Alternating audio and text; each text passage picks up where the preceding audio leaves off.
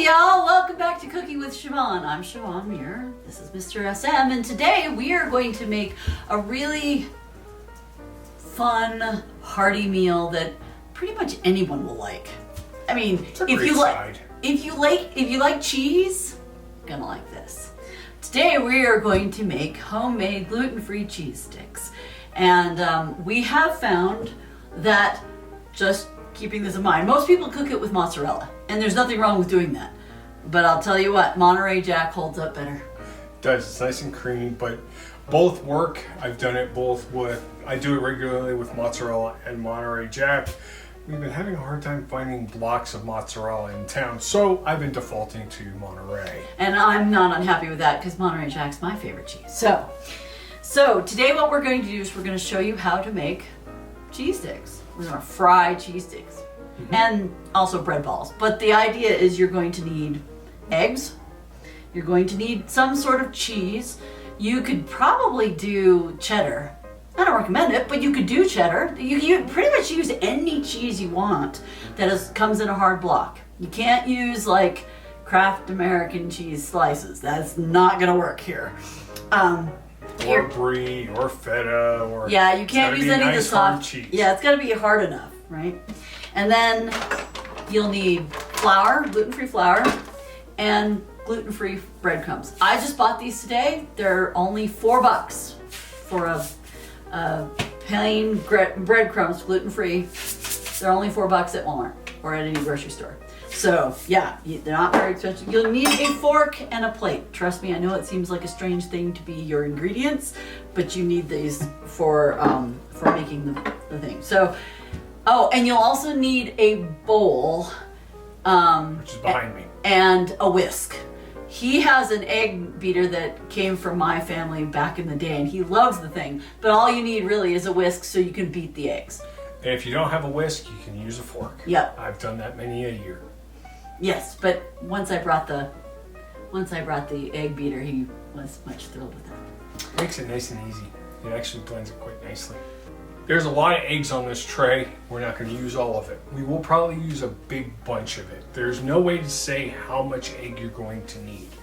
The one thing I noticed with gluten-free flour, like we've had in every other video, is when it hits moisture, it absorbs a lot of liquid. It's a lot drier. So with it being a lot drier, you will generally end up using a lot more eggs. Because I'm going to make quite a bit, I will usually start with about 10 eggs when I beat it and so on. So the process is pretty simple and straightforward. You have an egg mix, you put some of the cheese sticks in the egg mix, let it soak for a little bit, then you put it into the flour, you will put it back into the egg, and then lastly you're going to coat it with the bread or with the breadcrumbs. Because, and this is the same trick I would do if I made fried chicken or fried pork or any of it. The only thing I do differently with the cheese sticks is because when you put it in the hot oil will melt the cheese eventually. So I actually double bread my cheese sticks so it actually holds up and allows it to cook nice and evenly, and then all of a sudden the cheese doesn't start to melt and start to escape out, and you don't want it in the oil in the sense that it makes it messy. But at the end of the day, you also will end up, there will be no, well, Siobhan's happy because there's little to no additional dishes, because everything that is used in this gets cooked, including the excess egg at the end. Just a family thing that we used to do, we just took the last of the flour, the last of the breadcrumbs, put it in the eggs and made little bread balls. And I use those at the beginning, so when I turn on the oil, I use those to gauge the temperature of the oil before I start putting the actual cheese sticks in, because once the cheese sticks go in, it cooks very, very quickly. A stack like this, I can probably be done in about 10-15 minutes max. Once it's hot and it's all breaded.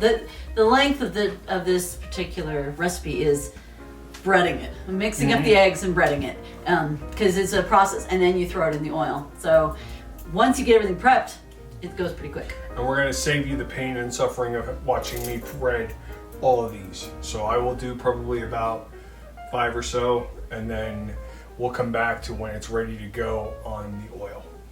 So let's get started. Let's get started. So let's start with the eggs. Yeah, good job. I hate eggs some days. Good thing is my hands are clean, so. You can add salt to the egg mixture or not. It's up to you on how salty you want it. I generally don't because it's going to have enough flavor on its own. So I'm just going to mix this together. He loves this thing.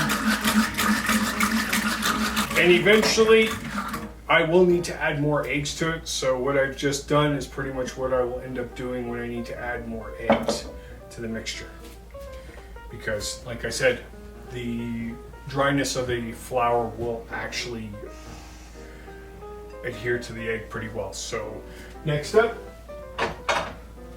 get my trusty 2 bowls.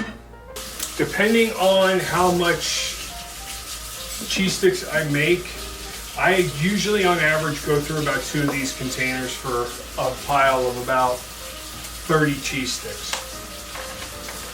Whereas with flour, you only need about 1/4 to 1/3 of a cup, because all it is supposed to be just a little bit of a coating.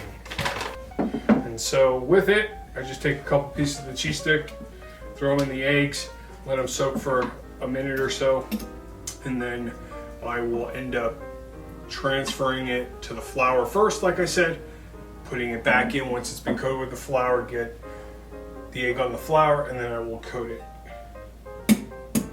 with the actual breadcrumb. And then roll it. Try and get as much of the excess off as you can. Put it in the egg. And you'll notice the egg has a little bit of the flour still attached to it. Put it into the gluten-free breadcrumbs. And one of the things that you'll notice every so often, and part of the reason why I also double bread it, is the egg and the flour. Sometimes the flour will separate from the egg and all of a sudden you'll get a flour bubble. And so putting it in a second time allows for another coating of breadcrumbs, and then it removes any of the flour bubbles that might have been there. And then you just do this one last time and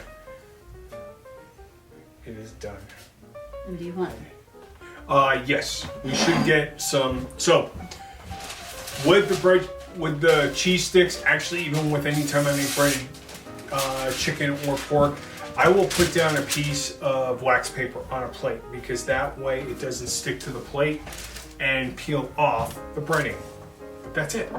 That is the process to do it, and so I'll do a couple more, and then I will save you the agony of watching me do another 30.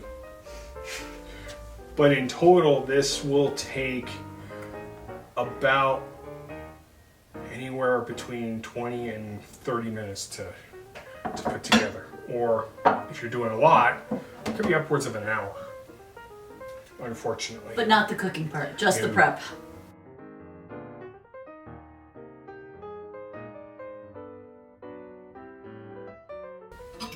And I put enough down so that they're evenly spaced so I can use a pair of tongs at the end when I start cooking it.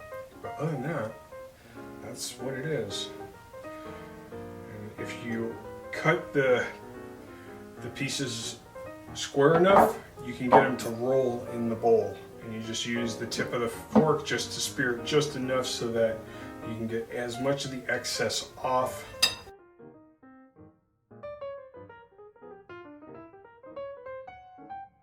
We will see you in probably a little bit. All right, so we're almost done.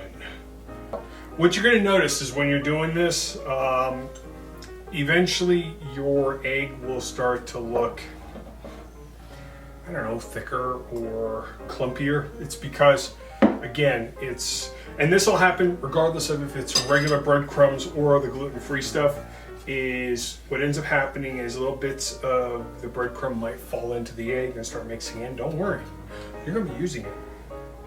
So we are on the last step. The oil will be started here in a moment. Once I finish this one off, then I'll turn the oil on, and you're gonna want it on high, so it's gonna get hot very quickly. A trick that my mom taught me when it came to testing whether or not oil is ready is when you take a little bit of egg batter on the tip of your fork and you would drip it into the oil. The moment the egg hits the oil and all of a sudden comes to the surface, it's at cooking temperature. So one addition that came to the cooking is I needed a spoon. So we're done. Cheese sticks are done. Heck, if you were doing fried chicken or whatever, same thing. What you end up doing is take the last of the flour and that way I don't waste it. And then you pour in the breadcrumbs. And the hard part with this, again, this is the reason why I use 2 containers, is you don't know how much you need. You're gonna want it to start thickening up. So you add in the flour, you add in the used breadcrumbs that you already have, and you start mixing it together until it starts to get into a thickened and hardened clump. Or not clump, but mixture. Almost like cake batter, if you want to think about it. I will, and using the fork, all the bits and pieces that were sort of clumping together in the bowl actually will start breaking up and so on. So it's pretty soupy still. And again, with the gluten-free, it takes a little while for it to start interacting with the moisture, but then it will start to thicken up. And so you want it to be hard enough so that, or solid enough that it will form little bread balls, versus if it's too runny, it will actually slop into the oil and then create an even bigger mess, which Siobhan loves when I do this, because I end up making minor messes if I do it where it's too runny. And don't worry, it may look pretty dry at the moment because of, again, the flour, but at this point it's pretty well mixed in. Is it dry enough? Yeah, it's dry enough, and in actuality it will form nice little bread balls, but that's about it. Now at this point, if you wanted to make your bread balls have some sort of spices in it, now is the time to add it. Once you've done the cheese sticks, you could add garlic, you could add basil, you could add Italian spices, oregano and marjoram and things like that. Or you can just have plain bread balls. Whatever you would like. Now is the time to add spices, you know, when it was still liquidy. Now is the time to add spices, and you can make herb bread balls. Exactly. So you can form it inside the spoon, or if it's dry enough, you're almost like, instead of making meatballs, you're making bread balls. And you can put it on a plate, or if when the oil gets really hot enough, you can actually just pull it right out of the bowl and just put it straight into the oil. Part of the reason why I wait to start the oil is because when it's on high, the moment you take off the lid, if it's been sitting there for a while, you get your smoke detector to go off, or smoke alarm to go off, because, oh wait, there's a fire in the house. No, there ain't. So that's always fun. Makes us all jump. Yes. And the other thing I've noticed with the gluten-free breadcrumbs or the bread balls is sometimes it sticks to your hands more than the actual mixture. We'll come back here in a few minutes when the oil is done and the bread balls are complete. All right, so bread balls are all done. The thing about the gluten-free flour, like I said, is it becomes very sticky. And if you don't like stuff on your hands or it makes you go absolutely berserk, you can definitely just roll it or pull it out with the spoon and pour it in. Now the big thing about it is when you do add it to the oil, don't make it splosh, because the last thing you want to do is wear oil. Oil is very, very bad on the skin. So always, especially because it's hot oil. Yep. So oil is pretty close. There's no clear-cut way, and I'm not going to be able to do it because I don't have any of the egg left. So what I will do, and how I always end up starting it, here, what do you want to go over this? Nope. So I can put it in with my hand or use the spoon and just roll it in. And like how I rolled it in, you want to let gravity work for you. And so that is all you do. And you just let it start to cook. And the nice thing about doing the bread balls first is you start heating up the oil and it creates a nice even starting temperature, at which point the bread balls are the things that take the longest to make. Right, because you have to cook all the way through, right? Mm-hmm. Yeah. Because you do not want to eat raw bread balls. And so I usually start on one side of the pan. Oops, that one splashed a little bit. Sorry, my dear. And so I start with one side of the pan. I will hand that to you. And then I will sort of keep an eye on where I started and where I ended.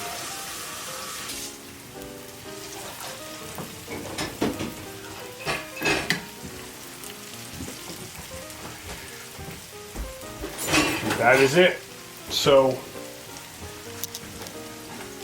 at this point, you just wait and just roll them every so often so that they start to cook evenly. The thing I've noticed with, well, doesn't matter if it's the gluten-free or the regular breadcrumbs, they're gonna brown, and that's what you want. You want it to get nice and brown, and that way it's pretty well cooked. At this stage, they're still pretty soft. So what I end up doing is I just wait to start seeing it to brown as I roll it. And that will tell me roughly how long it's gonna, how close it's getting. The big challenge with the gluten-free breadcrumbs when you're frying it versus your standard breadcrumbs, the standard breadcrumbs get brown very, very quickly. So you almost have to be real careful on when you're cooking it with the regular breadcrumbs, because when I was doing things like fried chicken or fried meat, is the breadcrumbs would brown quickly, but the meat would not cook. So when I do with the actual cheese sticks, I actually use the cheese as my guide as to when the cheese stick side is done, because they do cook pretty quickly. I think anywhere between 30 seconds and a minute is all you need for the cheese sticks. Whereas with the bread balls, they do take a little more time. You wait for them to start really browning. But with the cheese sticks, what you start looking for is seeing if some of the cheese starts to bubble out through the skin or the coating of the breading, and at which point you just take them out. So I have my plate with my my paper towels ready to go, and so all I do is just keep rolling the bread balls. And when I remove about half of them, then I start adding in the cheese sticks, because I want to have it done more or less about the same time. And now that these are nice and round, sometimes if you use just a spoon to put it in, and so they're going to be sort of elliptical, they won't roll around nearly as much as these are. Yeah, you managed to get these perfect today. I got them perfect today, but I've also lost track of which one was the first one I put in. So well, they were in a circle, and then they started rolling.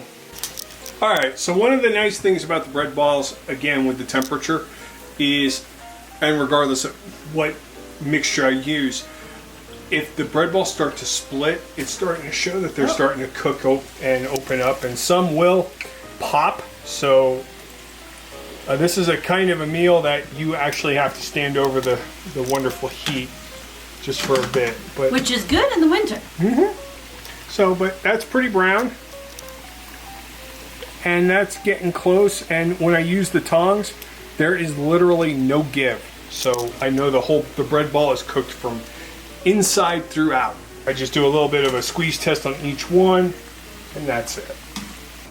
One word of warning when it comes to adding in the cheese sticks, there's a chance that the oil might pop or splatter a little bit, so just be aware of it. And I usually put in about 3 or 4 to start with. Thank you. Keeping an eye on where I started. and then I just gently turn them.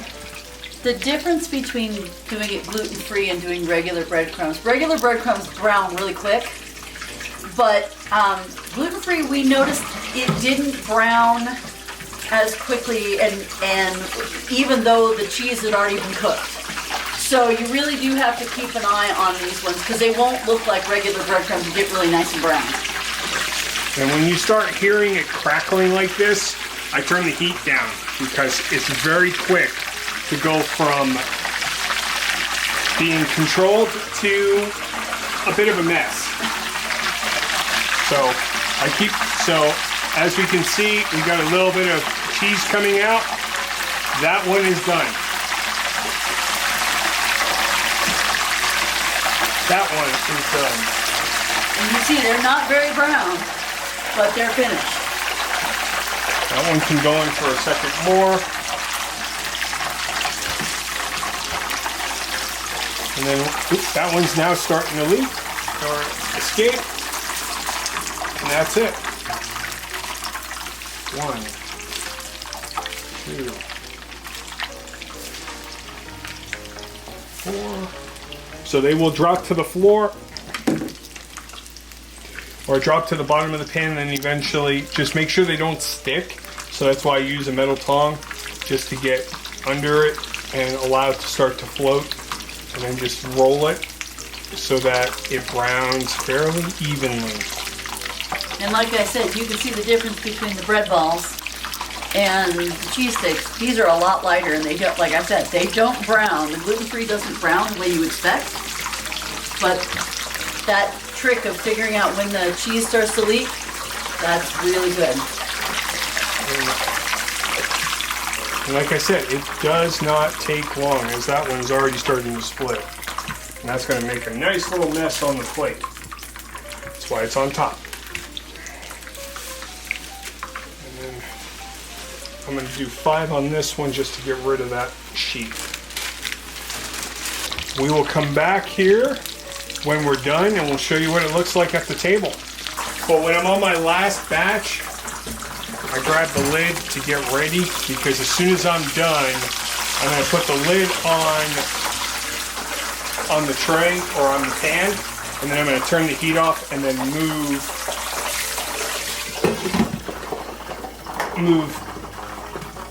the oil, because it just needs to. Are you going to set it up here? No, it just stays on the stove. All right. I just take it right off the heat so that it will slowly but surely cool.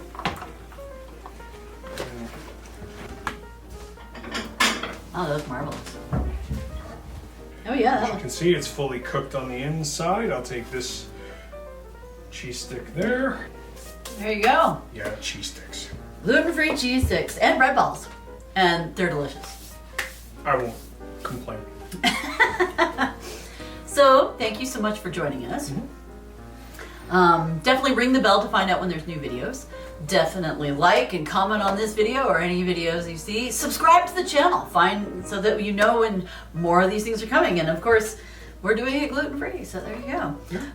Sign up for Patreon, which is patreon.com/Siobhan Muir, and get extra goodies, not just the cooking videos, but you can do that too.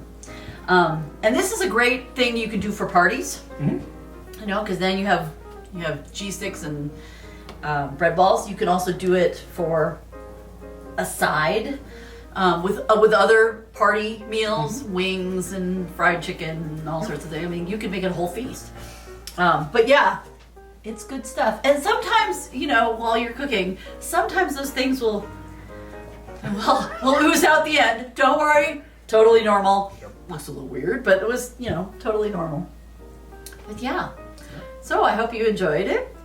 Let us know if you've done anything different. If you did finally, you know, throw herbs in with the egg so you get herbal bread balls, let us know.